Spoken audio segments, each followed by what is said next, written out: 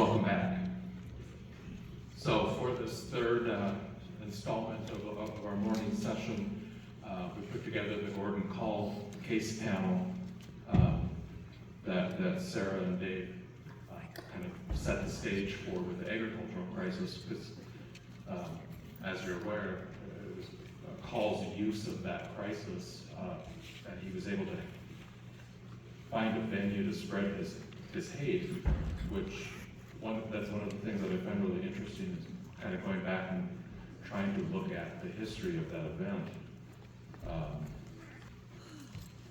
How the different sides looked at it at the time, and then how the shootings changed all that. So before we get started on the panel, I just want to quickly introduce the participants, and they will then be giving themselves kind of an extended introduction of themselves as they inform how they were connected to the original story through their own situations, their professions, etc. So to my immediate right is Tony Nicholson. He has a BA in English from the University of North Carolina at Chapel Hill, and an MA in U.S. History from East Carolina University.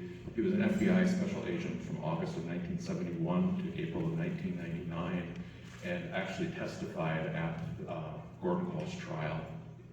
To his right, we have Dave Peterson, or excuse me, we have too many names, not too many, we're actually a couple short. But Dave Thompson, Prairie Public News Director and morning news anchor, started at Prairie Public in 1981 and is still there today. Dave's a Bismarck native, a graduate of St. Mary's Central High School, has a degree from the University of North Dakota. As you already, for those of you who were here last hour, next to Dave Thompson, we have Dave Ostendorf. The Reverend Dave Ostendorf is a United Church of Christ minister and lifelong organizer for social, economic, and racial justice. From 1981 until 1993, he was executive director of Prairie Fire Rural Action, a farm and rural organizing group based out of Des Moines, Iowa, and really working with the farmers at the advocate level during that crisis to navigate them through that. To his right is David Peterson, our third Dave of the panel. He was born in Minot, North Dakota, graduated from high school. I'm born and raised in North Dakota. Is it Carpio? Carpio, North Dakota. In 1960, married Diane Oakes from Pembina, North Dakota. In 1968, had two married daughters and several grandchildren. Dave was the, he has a long list of credentials, but as I was starting to research this, I noted that not only was he family friends with some of the victims, but he was also the assistant U.S. attorney at the time. And then lastly, to his right is the Robert Bob Weefald. Bob was the Attorney General of North Dakota, as well as a district judge for the state. Started back in, the 1981 to 1984 is the Attorney General period. So I tried to, had a lot of options or a lot of considerations of who to bring on the panel, and tried to come up with a variety of both the advocacy, the media, as well as people on the official state side through law enforcement and whatnot. So welcome to the panel. So for those of you who are unaware, and talking to my own students, it seems like the younger generations, unless they're from the Jamestown, Medina, that rural area, they have no idea who Gordon Kahl is. And for those of you who were there in North Dakota part of the time, it's hard not to know who he was. He was notorious, a notorious name in the news. There are legends about him. I mean, if you go down the rabbit hole of some of the documentaries, there are people that's, well, probably not to this day, but that think that he wasn't even the one that was killed that day in Arkansas. several months after the shootout in Medina. So it was that night, so Sunday, February 13th, 1983, they were organizing a meeting at the clinic in Medina to discuss the creation of a township. The topic that night was whether or not they were going to let people of color into this township, because there was that racist element that seems to get missed when you start listening to the side, to his side. He was kind of this folk hero of this anti-tax, anti-federal government, but that night, when the marshals tried to bring him in and the shootout began, I think that's when his story began to change, and the country started to recognize, well, really, how deep his hate ran. After the shootout, where he killed 2 marshals, wounded a 3rd, as well as the sheriff of Stutsman County and one of the police officers from Medina. He went on the lam till June, I believe it was June 4th, where he was finally killed in a shootout, where he yet executed another sheriff down in Arkansas. So he was running for quite some time before they finally got him. And the story of when they got him is controversial in and of itself. And going back to kind of in the early days of putting this panel together, I'm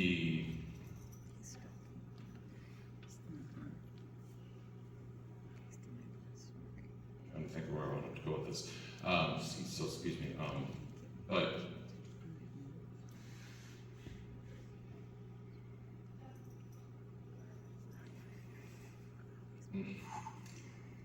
I lost it. So it'll come back. We'll have some time for some questions, but we'll start with Tony to my right here, and if they could give kind of that extended introduction to themselves. Well, thank you. Unlike the rest of the panel, I'm the only law enforcement officer, although retired. But I guess I don't consider myself retired. Although I wasn't in the Marine Corps, I was in the Army. The Marines say that once you're a Marine, you're always a Marine. Once, in my opinion, you're an FBI agent, you're always an FBI agent. My brother was an agent from 1951 to his death in 1977, and so we overlapped careers. So we served the FBI for almost over 50 years between the 2 of us. So I was on duty with my partner Bill Willis in Bismarck. At the time, there were only 8 agents, FBI agents in the state of North Dakota. Bill was also the supervisor. We knew Bob Cheshire well. I probably knew Bob better than Bill Willis did, because our wives were expecting about the same time. He was a member of our church. I introduced him to our church. We spent time together. We went camping, his 2 sons and my son. So we spent a lot of time together. So the whole incident at Medina was very personal for me and professional. I was home Sunday night when Bill Willis called me to say, "Are you sitting down?" And I said, "No, I got some bad news. There's been shooting, the death of Bob Cheshire, the deputy marshal, and the marshal, Ken Muir." So he responded to the scene. I stayed in Bismarck. I took a call from the governor, Alan Olson, later on, who said, "If you need anything, let me know." I was involved in several things. I was at the autopsy of both Ken Muir and Bob Cheshire in case evidence was available to retain that.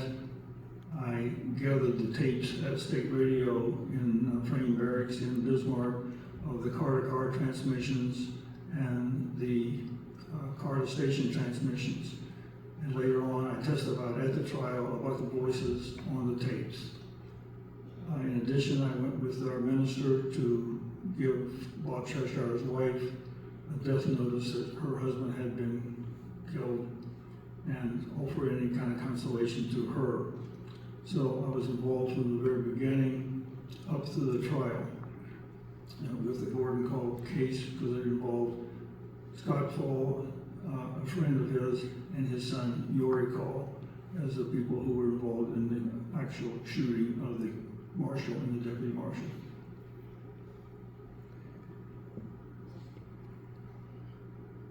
Well, as you heard, I'm Dave Thompson, I'm a reporter.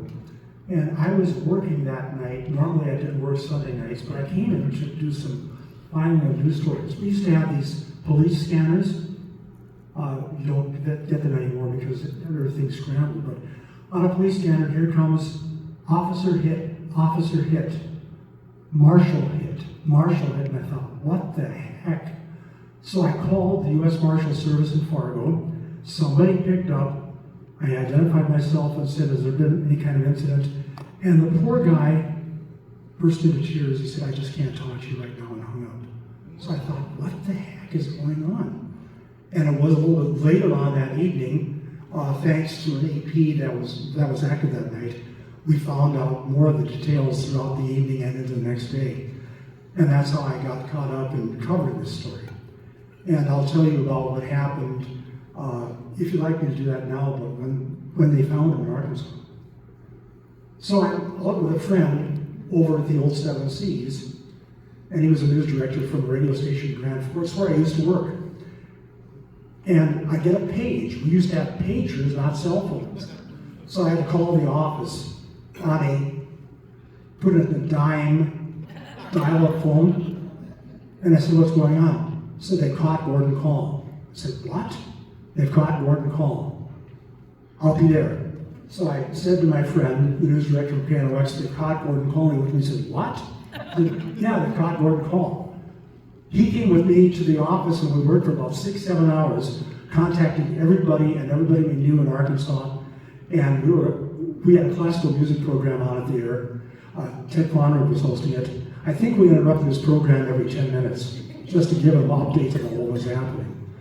I think we finally wrapped up that midnight.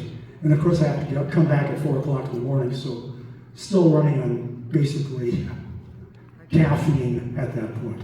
So that's my involvement to the point where we didn't, I started looking into the background of posse comitatus. That was another phrase we had heard. I had never heard before, posse comitatus, until that night, and we started looking into it. So I'll have more to say on that later. Thank you. I'm Dave Ostendorf. I introduced myself earlier. I'm grateful to be here with all of these partners and panelists. I'm the one person here who never had any direct connection with the situation in Medina or with Kahl. We got the news in Des Moines like everybody else around the country did, and were shocked, to say the least. But it didn't resonate with us too heavily at that point in time in terms of what it did mean for our organizing work and so on. But I look back on it and I think now basically that the situation here in Medina and the aftermath was one of the great turning points for us and for farm movement and for people all over the country who really were awakened to the depth and the seriousness of the situation with Posse, with other organizations connected with him. And I believe that's why I will share that kind of context, if you will, for not just the situation, but the whole of that period of time, both before and after. So thank you for inviting me. Glad to be here with all of you. My name is the third Dave up here. My involvement actually is two facets, I would say. I was an assistant attorney general for a short time for North Dakota, and then I opened the U.S. Attorney's Office here in Bismarck, North Dakota, when I was hired, and I spent 4 years in that position. And then I went to private practice with this gentleman sitting to my right. We were in private practice for a number of years, and it turned out that my love in life was trial practice, and so I went back to the U.S. Attorney's Office. So I spent 17 years as an assistant U.S. attorney. But more importantly, Bob Cheshire was a friend.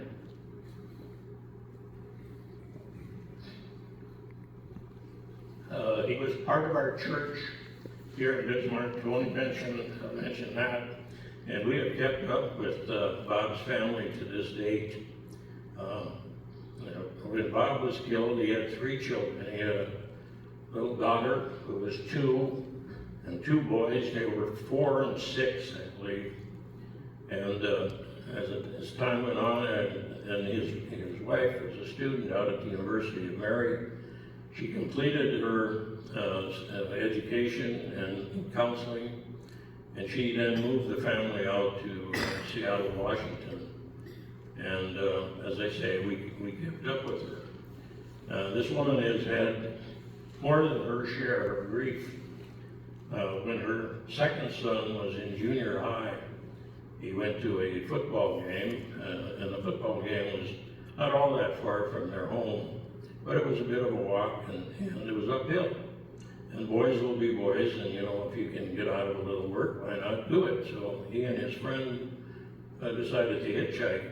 And the good news was that a young gentleman picked him up in an open-air Jeep. The bad news was that he was drunk and he rolled the Jeep over and killed the little boy. So Lynn lost now her son. Time went on, and the second and oldest son was graduated from college in Washington and decided to go to law school, and so he was looking at going in Washington State, and then he came out. He asked my wife and I if he could come out and spend some time with us because he wanted to go to Medina and meet some of the folks that were involved. And so we said, of course, and he came out, and we wondered whether he might be interested in going to the University of North Dakota Law School. And as it turned out, he decided to apply there. He was accepted there. He graduated, got his law degree, and he ended up being a lawyer for a few years. And again, we had a lake place in Minnesota, and then he ended up getting married and had 3 children. And but he had struggles, and the struggles we attribute to the death of his father and all of that trauma, and then of course his brother. And unfortunately, we lost him to suicide.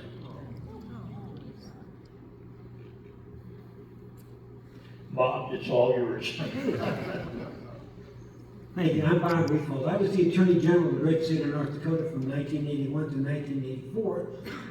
Working for me were 10 agents of the Criminal Investigation Bureau and 10 agents plus a director of each for the Drug Enforcement. So I had 22 agents working for the Attorney General's office. Now, this is a federal offense, not a state offense, so we were not directly involved. Our job was just simply to support. Before this whole event happened, my agents would tell me once in a while, well, we heard about Gordon Kahl, such and such in the state, over there in the state, and I learned about the Posse Comitatus, which was a volunteer group of crazies getting together, trying to put their own law in place.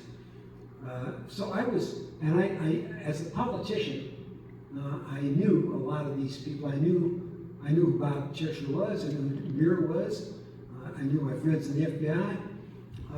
I was pretty well connected, but I knew that I had to stay out of the way. This was strictly a federal offense, so we see it in the background. This was an all-hands evolution for all the law enforcement in North Dakota. This was a big, big deal, and everybody was helping one way or another. There was a brief moment where they wanted some help, and that's when they thought Gordon Kahl was holed up in his farm, and that he'd surrounded the place with explosives. I said, well, hell, I got an agent who knows all about explosives. He said he works with explosives in the Navy. I said, send him. So the guy said, you're going to go over to the, he said, oh, by the way, I lied. I've never been near explosives. So I immediately fired him. Very, very sad deal. I want you to know that this, in terms of the particular event, there was absolutely no reason for any of this to have happened because this was all small potato stuff. The crimes involved could easily be handled with civil court, with nice court appearances where things would be taken care of. But Gordon Kahl chose to take it the other way. Very, very sad. I will tell you this, my wife and I, earlier this year, were in Fort Smith, Arkansas on our little vacation, and we went to the U.S. Marshals Museum, which is really interesting. They don't have one, but they have two exhibits featuring Bob Cheshire and Ken Merritt. Very impressive. If you ever get down, take a look at it. Well, thank you, gentlemen. So where my mind lost me there, actually leads, kind of works up to one of the first questions I would like to discuss, and kind of touched on it, Bob, is with that the response to it and how they addressed and went about trying to arrest him that evening. What I was going to say is when I was researching this, it was actually, or actually kind of started before the research. I was reading an article in the Tribune, or something that the Tribune had linked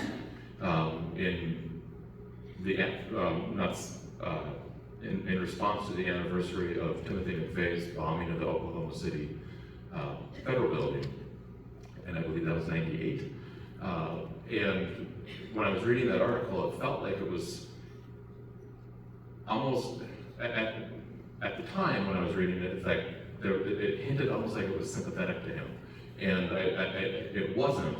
What I realized, though, is rather than being sympathetic to McVeigh, it was more being critical of the federal response to some of the things that influenced McVeigh to do what he did. And they talked specifically about Ruby Ridge. They talked about the response to David Koresh in Waco. And all of a sudden I realized, it's like, well, that's what happened with Gordon Kahl, except that they didn't mention it in this article, but it was the kind of, for lack of a better way of saying it, the bad response in trying to deal with these issues that just kind of started a chain reaction of events throughout the 80s and into the 90s. What happened exactly? Why did they try to go in that night? Why did they try to go in the way they did? And I guess, not trying to rewrite history, but is there something that they could have learned from that, or that they did learn from that in hindsight for future cases? My question make sense? Well, the quick answer is that the federal agents are well-trained, FBI, Marshal Service, they really are well-trained. But in this particular case, it looks like they could have done a little bit more planning. And the same thing with the shootout down in Arkansas, not a textbook way that the thing would have been resolved. But my regard for the FBI and the Marshal Service is very, very high, very competent, very well trained. They're not making people's lives miserable. They're just trying to enforce the law and do their job, and I think they were doing that.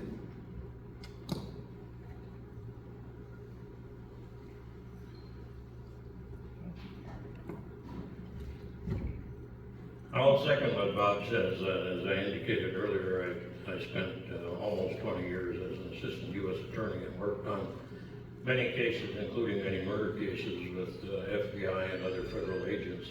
And I have the greatest respect for all of them. I was not out there that evening. I don't know what could have been done or should have been done differently, but unfortunately it ended up being a tragedy. A tragedy for many people, and it goes on today as a result of what happened out there that evening. I have one other thing to say that we were thinking about our newsroom going up to eat, but one of the television networks showed video of these armored personnel carriers on their way up to Eaton. And I thought, he's not there. I don't know why I thought that, but I thought he would not be there. So we didn't go up. And as we turned out to be right just by luck.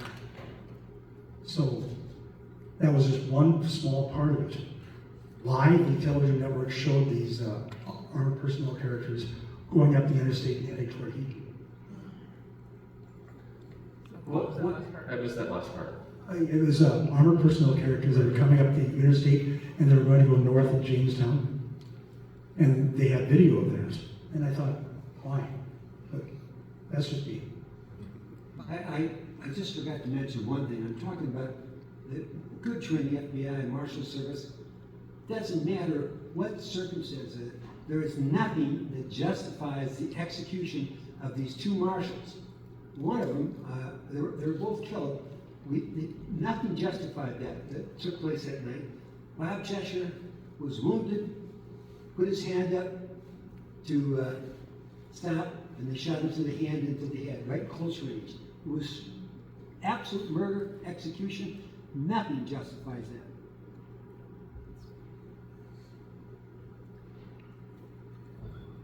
Well, returning to the incident itself, I've given thought about it over the years, and I've listened to the tapes, and my reaction is, guys, don't do this. They didn't have an opportunity to plan the arrest. They certainly were obligated to carry out their duty. Somewhere on the tape, I think, Marshal Muir says to Deputy Cheshire, tell them to put their guns down. His response was, I did, and they didn't. And I say guns down because they didn't have a chance to really organize an arrest procedure. They were given information that there was a meeting at Dr. Martin's house, a clinic in Medina, by Deputy Sheriff from Stutzman County.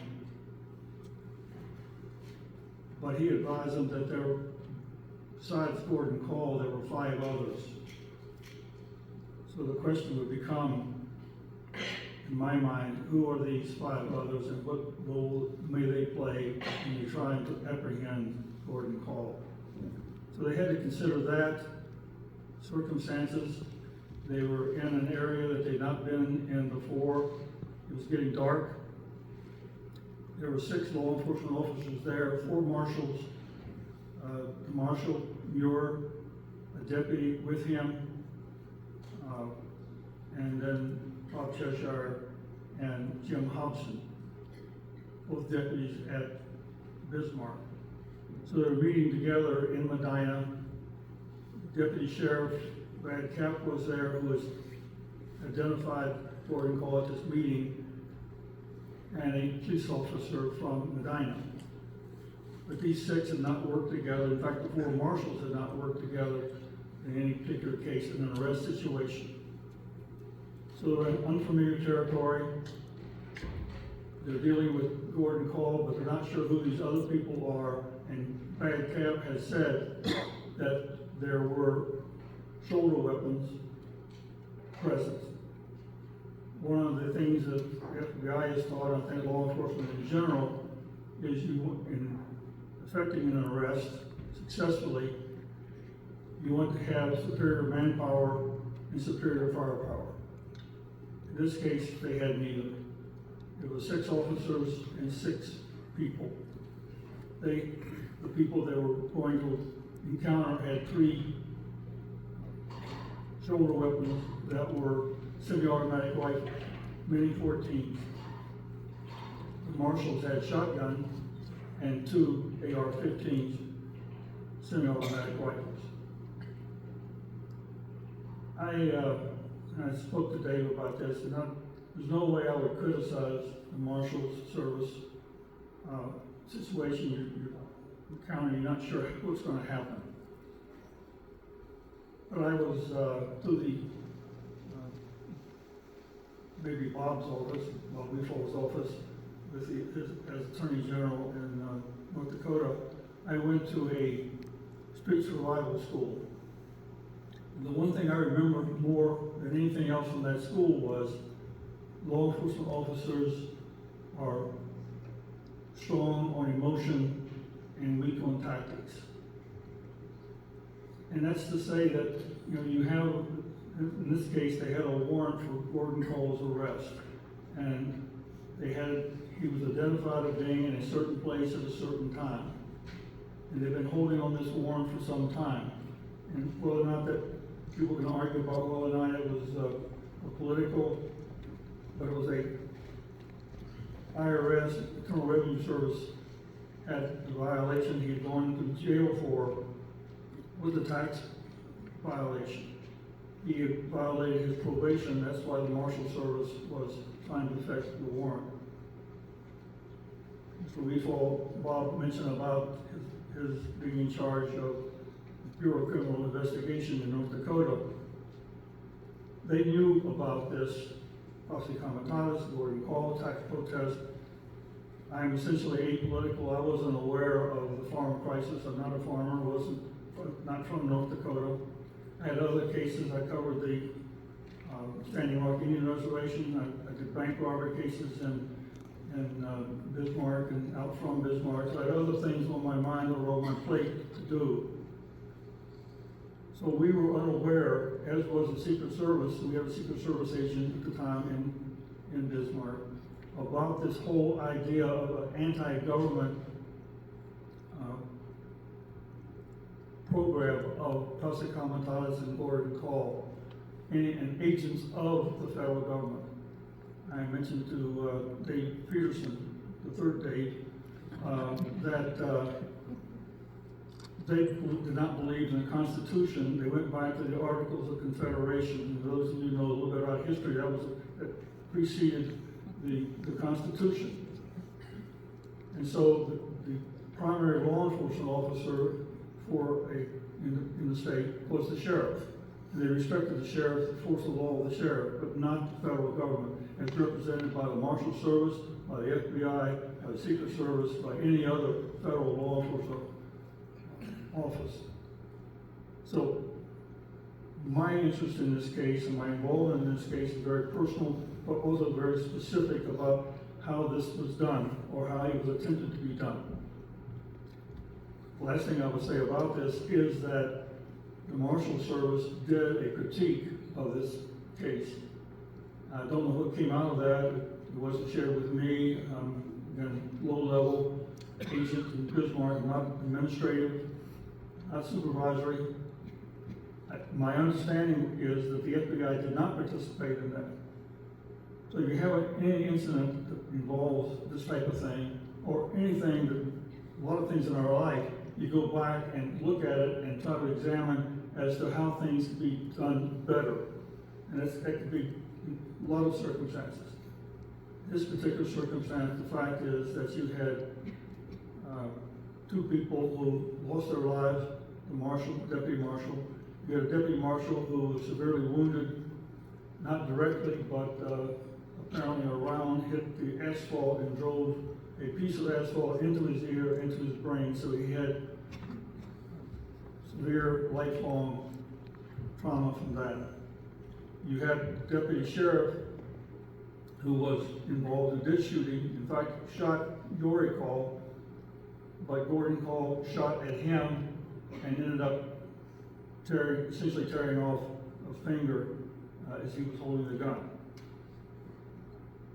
The interesting part of that is, as he realized his gun was empty, and he was going to die there, he had seen the death of the marshals. He fled from the vehicle he was in, ran in the ditch back toward Medina, and allegedly Gordon Kahl raised his rifle to shoot at him and decided not to put it down. So anybody he could have shot would have been Brad Capp, because Brad Capp in fact shot Dory Kahl, Gordon Kahl's son. Didn't kill him, but he had shot him. But he didn't, he was not a marshal, not a federal officer, he was a sheriff, deputy sheriff with Stutzman County. And so Gordon Kahl elected not not to shoot the fleeing Brad Kahl. Thank you for all that. It really did feel like, I mean, I know that the U.S. Marshals at the time were fairly new to the case when the Reagan administration had come in and appointed the new head of the Marshals. And it did feel like with Gordon Kahl breaking the law, with the war being out there, that it was a matter of business. And I'm assuming, of course, they didn't realize that it was going to go to the extent that it did. Gordon Kahl had an extensive past, and he was well known to be as armed as he was, but am I correct that he didn't have any violent crime in his past at that point? It was just the tax evasion?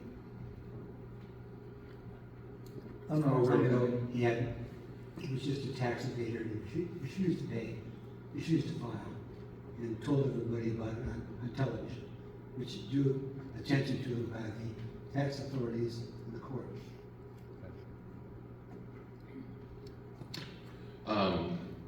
We're at the time where we wanted to turn some questions from the audience, so are there any questions for any of the men up here?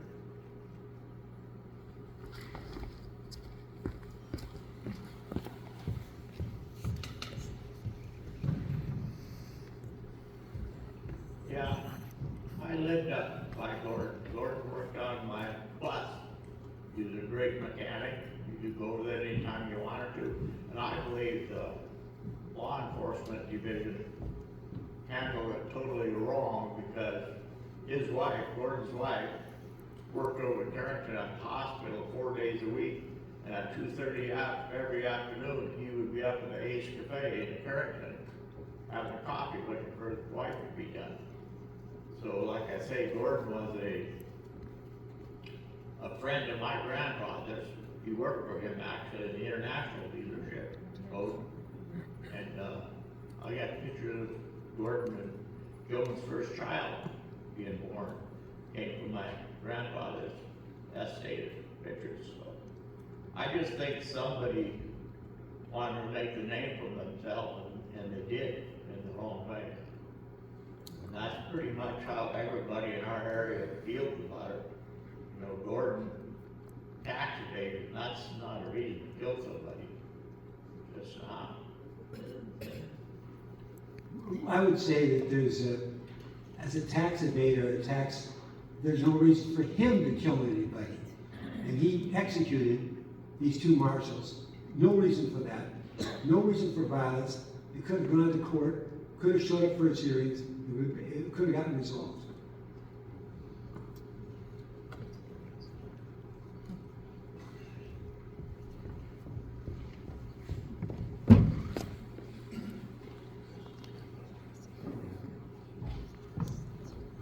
I also was a neighbor of Gordon Kahl's, and Gordon overhauled our family car as well. I went to school with his daughter Lorna at Heaton, and I remember my dad talking to Gordon, and Judge Weefald's point, a rational person wouldn't do what he did.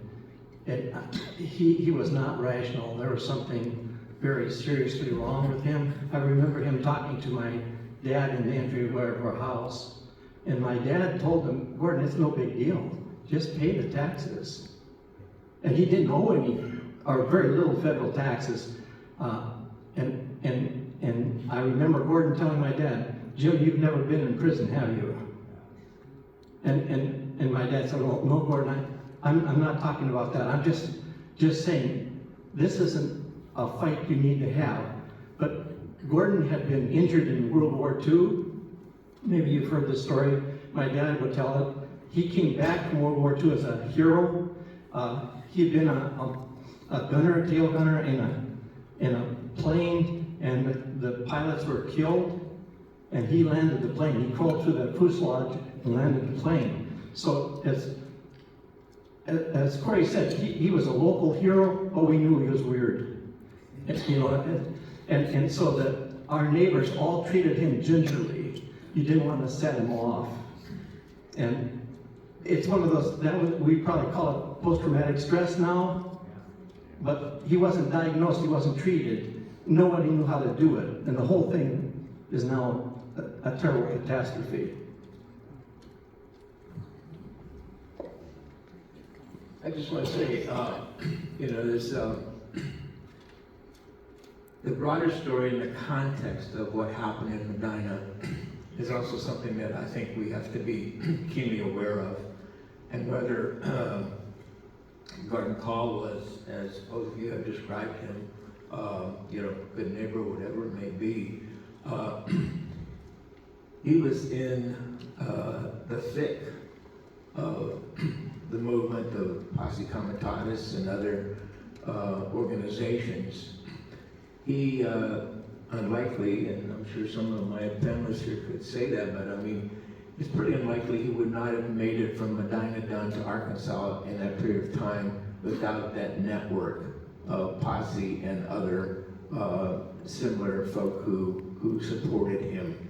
The Posse was an extraordinarily dangerous organization formed in 1971 by a man named William Potter Gale and grew from there. But it has deep roots in this country. I mean, in Christian identity theology, if you can call it that, came over from Great Britain in the early part of the century. It was fomented by, of all people, Henry Ford. Some of my Jewish friends refuse to this day to buy a Ford vehicle. And Henry Ford published the Dearborn Gazette, Protocols of the Elders of Zion, talking about the Jewish takeover of the world. Gordon Kahl was in the thick of this kind of soup, if you will. And there were many, many others in that period of time. And our role, if you will, I think the reason that Michael invited me to this panel was to talk a little bit more about that context, but also to say that, our work with farmers after this incident in Medina, we were deeply, deeply attuned in a different way to what was happening in the countryside. And by 1984, our farm leaders, who were good folk, came to us and said, hey, I went to this meeting the other night, and I understood it was the Jews that were behind this farm crisis. And then it went to the race issue, and then it went downhill from there, if it could have gone further downhill. But we were deeply attuned to this happening across the region. And as a result of that, we started an entire project to educate folk and to counter this effort. We did so many presentations across the entire region. I spent a week on the road in Kansas after Oklahoma City, talking with folks, talking with law enforcement, talking with church folk, talking with whoever would come to our meetings about the strength and the danger of this movement. And those meetings were replicated all over the country and in Canada. And I went to Europe at one point because they were interested in knowing what we were doing to counter this movement too. So, it's a reality of who we have been, who we are, and so on. And it's something I think we have to continue to be vigilant about. It wasn't, who knew that Gordon Kahl would do what he did necessarily? Who knew what, anybody these days might do what they say. So I think it's a matter, and the work that all of these men have done over the years is so critical to keeping on top of that situation and making sure it doesn't bubble up, and making sure that, especially the violence associated with it, is not repeated.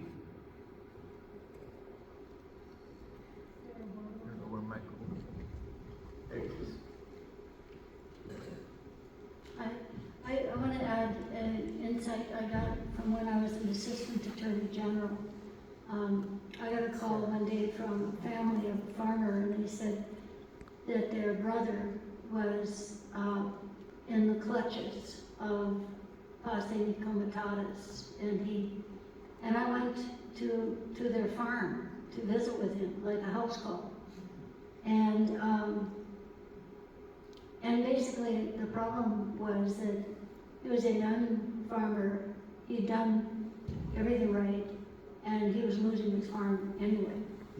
And he was extremely depressed, couldn't get off the couch, and then he got a call from someone from Minnesota who said they wanted to help him, and they were members of the posse. So, the lesson to me, and I went and talked to him, and tried to show him that all of his, by the way, everybody else at the AG's office said, don't go there, don't go to that farm.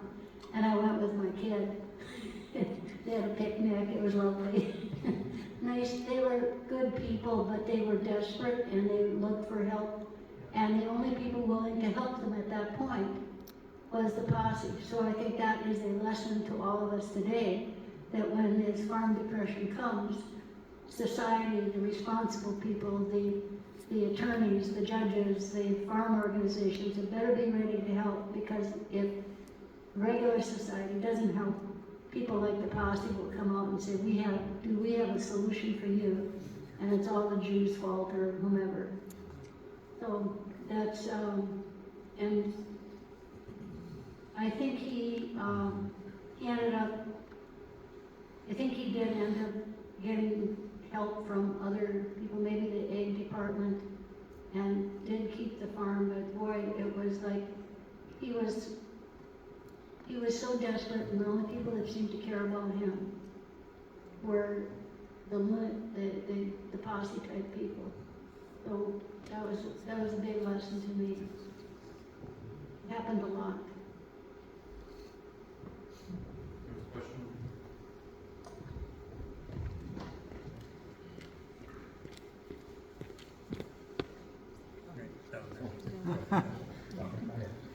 I don't have a question, but I remember the day very well when the marshals were shot.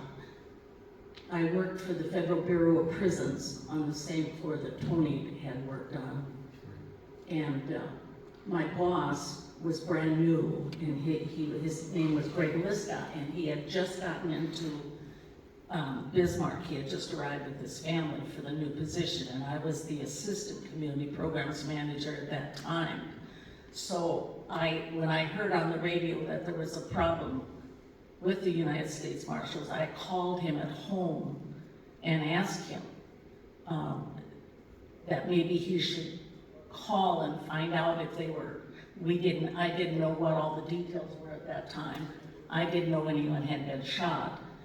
But I did know that that the marshals were moving in some high-risk inmates that weekend. And I thought maybe they'd gotten in trouble with that some of these inmates had gotten involved and caused some problems with the marshal service. Well, he told me, he said, Sharon, I don't know any of these people that you do. You work with them every day. Would you mind calling Bob Chessire's house to see if you know if he's working or what's going on? So I did call Bob Chessire's house. I did not release any information. His wife answered the phone. This was before she knew anything. And I just asked her if Bob was at home, and she said no, he had gone out on a call. And I said, when he returns, would you tell him to call me? And I, of course, didn't know anything that was going on at that time. And then I did find out later that afternoon. But I called my boss back, and he thanked me for calling because he wanted to make sure that the Bureau of Prisons wasn't involved in any way with the inmates. But Bob Chessire was a very personal friend of mine. He used to sit outside my door on the 6th floor and guard the courts sometime when they were having a case that they wanted to make sure that everybody was pretty safe. So Bob and I visited it quite a lot. I also was, I know several of these gentlemen that I worked with, and all I can say is it's very hard for people like me that worked in the field, and I hear today the remarks that they talk about the government employees or the Marshal Service or the FBI or the Secret Service. And of course, I'm right in there saying, you guys don't have any idea how honorable these people are. and I would trust them with my life. And I just want to thank you guys for your dedication. And it affected all of us. I have never forgot about Bob. I never will forget about him. He was a terrific individual. And Mr. Muir was also, I talked to him quite often because I handled the federal inmates prior to them being delivered by the U.S. Marshals. But I worked for the United States government, the Bureau of Prisons for 17 years, and it was the best time of my life. And I just want to tell you I'm proud to be that, and I'm very proud to have worked with all of you. And I don't care what they say about federal law enforcement. They're the top of the line. And may God bless you all. Thank you.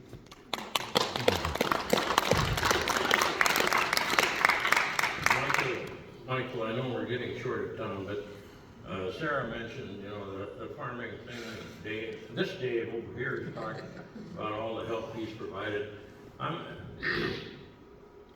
My grandfather started our farm in 1904 when he homesteaded. My father took it over and ran it for many years, and my brother took it over and ran it for many years. And now a nephew of mine, my brother's son, is doing it. When I turned 18, I hated the farm because I didn't like dirt and it was hard work. So I joined the Army, of all things. And my first week or two in basic training in Fort Leonard Wood, Missouri, and it's 100 degrees and 100% humidity, I said, this is not the smartest thing I've ever done. My point being that I'm very well aware of the farmers in North Dakota because I've lived with them and about them and so forth. And unfortunately, there have been some that have gone off the wall, taken on the law enforcement, and as we had in this tragic situation. I hope we can all get together and resolve these issues by talk rather than confrontation. And just another one aside, Kahl was convicted, and Scott Fall was convicted at trial in Fargo. Judge Benson sentenced both of them to life in prison plus 15 years. They have both been in prison since that sentencing. Just in this year, Mr. Fall requested parole, and it goes before a parole board. He was denied, and Kahl had made that request 2 years ago, and it was denied. He was entitled to another parole hearing this year, and my understanding is from the U.S. Attorney's Office in Fargo that he waived that parole. So those two gentlemen are still in jail, and Mrs. Kahl, I understand, passed a few years ago at the age of 93. She was acquitted. She was charged, but she was acquitted at the trial. Maybe to wrap up then, obviously Gordon died that June, and as you just said, his son Yori and Scott are still in prison to this day. Whatever happened to the movement of the posse itself? Because obviously that didn't die in June of '83. What happened to the Posse Comitatus movement since then? Well, the posse kind of faded by the late decade and on, but it was really kind of subsumed by a lot of the other organizations that have emerged since. There was the Order that came out of the Pacific Northwest, the Christian Nationalist Organization, the Nationalist Organization in Idaho, and a lot of other of those organizations. Some of them were involved in, and I'm sure my friend here would say some of them were involved deeply in criminal activity, but the ideology kind of maintained itself. Timothy McVeigh was one of those outcomes. It's not direct, but if you look at some of the things that came out after McVeigh was captured and tried and so on, you see the same language and understanding. And so it kind of carries on, and it's out there. May not be quite the same as it was before, and I don't hear much actually about the posse these days, but I hear a lot about all the other organizations and groups. Any closing comments from the other panelists? I'd like to go back to the incident at Dinah. That was a marshal service attempting to execute a warrant. The FBI was not involved until after the incident because Gordon Kahl the warrant then was for his assault on federal officers, which the FBI has jurisdiction of. You also mentioned a couple other things because these arrest situations or confrontations have not just involved farm issues or other issues, economic issues. You mentioned Ruby Ridge, and I won't get into that. The FBI Marshal Service was involved in that. The standoff in Montana. You mentioned the Oklahoma City bombing. Again, that was an ATF, alcohol, tobacco, firearms, and FBI joint investigation because the bomb was used. Initially, it was an ATF operation at Waco with Koresh. It became an FBI case because ATF agents were killed, assault on federal officers. I was at Wounded Knee when a takeover there involved, again, the FBI because we have jurisdiction on certain reservations in the country, Pine Ridge being one of those. In Minnesota, there was two, Red Lake being most prominent. In Minnesota, or in North Dakota, all 4 reservations are FBI is the primary law enforcement agency. So we have contact with a lot of people across various situations, and some of these involve various things like protesting, but other activities that are beyond. Koresh had nothing to do with tax protesting or anything else. That's just something different. Ruby Ridge, same thing in Idaho. So the FBI gets drawn into various cases because of working with the Marshal Service, assault on federal officers, ATF, and we have jurisdiction also with Secret Service involving the assault on Secret Service agents is done by the FBI. So this case is just one of a lot of various cases when the FBI is involved in which an arrest situation or a confrontation with someone, the warrant is outstanding or needs to be addressed. And how that's done depends on where it is, who's involved, a lot of factors involved. So to say this was to be critical of what the marshals did, only because I wasn't there, no one else was there as to how to do this. They had the legal right to say, we have a warrant for you, surrender, and he didn't. Now, whether or not he had other issues, you can talk about economic issues, you can talk about his mental health, but the fact is, he had help from his son and from his friend Scott Fall, who had shoulder weapons. I don't think they were fired, but Scott Fall is the one who delivered the mortal wound to Bob Cheshire. He was essentially, after that, executed by Gordon Kahl, but he was, he says, in essence, a dying person when Kahl executed him. So they could have surrendered, they could not have been involved, but they were also. And whether or not they were aware of this farm movement about where Kahl believed in, I don't know. And a lot of things we don't know as we talk about this situation. But I just want to clarify about the incident itself at Medina involved just the marshals trying to execute a warrant against him. And all these other things, I think, are extraneous information. So I indicated in my office, Attorney General, all the crime agents, we would hear reports about Gordon Kahl moving around the state. They had a tough time pinning him down. I think what happened is on this particular Sunday, they had solid intel as to where he's at, and they said, let's move, let's get him. I think that's what was the motivating thing that led up to the whole incident. I agree. Unfortunately, they didn't have time to put together an arrest plan. That was the fault. If there was any fault there, they knew where he was. because they had to drive, well, from Bismarck to Medina, Fargo to Medina, and they had little time to put together an arrest plan. Thank you very much, gentlemen.